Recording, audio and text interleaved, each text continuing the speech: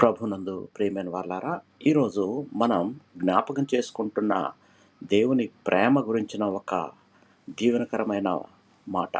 రోమీయులకు రాసిన పత్రిక 5వ అధ్యాయము 8వ వచనము. క్రీస్తు మన కొరకు చనిపోయాను.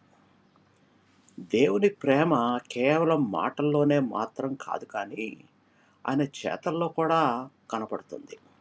మనము నీతిమంతులమై ఉన్నప్పుడు కాదు, కానీ ఇంకా పాపులమై ఉన్నప్పుడే క్రీస్తు మన కొరకు చనిపోయాడు. ఇది మన విలువను కాదు, కానీ దేవుని కృపని మనకి చూపిస్తుంది. యేసు శిలువపై మరణించినది కేవలము మన పాప క్షమాపణ కొరకు, మనలను తండ్రి అయిన దేవునితో సమాధానపరచడానికి. మన బలహీనతలను, తప్పులను చూసి దేవుడు మనల్ని వదిలిపెట్టలేదు. తన కుమారునిచ్చి తన అపారమైన ప్రేమను చూపించాడు. కాబట్టి మనం నిరాశపడకూడదు. మన పాపములు ఎంత పెద్దవైనా క్రీస్తు ప్రేమ వాటికంటే గొప్పది.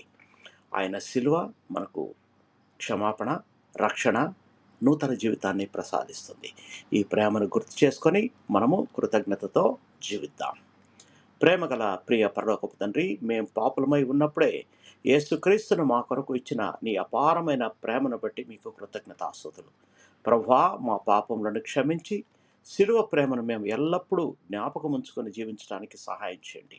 మా హృదయాలను శుద్ధీకరించి మీకు ఇష్టమైన జీవితంలో మేము నడవడానికి మీ కృప మాకు అనుగ్రహించమని మా ప్రభును, మీ ప్రియకుమారుడైన యేసుక్రీస్తు ప్రశస్త నామంలో ప్రార్థించి వేడుకొనుచున్నాము తండ్రి.